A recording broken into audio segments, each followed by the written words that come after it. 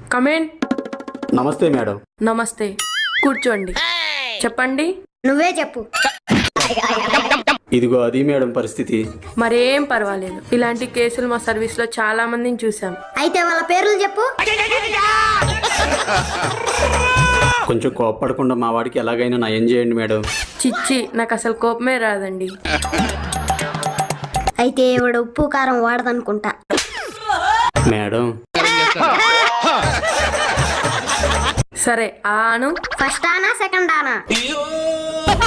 నోరు తెరువు అంటున్నా. నేను ఆల్రెడీ మంచినీళ్ళు తాగా మేడం. సింగిల్ గా ఏమైనా కూర్చుంటున్నావా? బాత్రూమ్ లో కూర్చుంటున్నా మేడం. నైట్ ఏమైనా పీడకలలు వస్తున్నాయా? పడుకుంటే వస్తున్నాయి మేడం.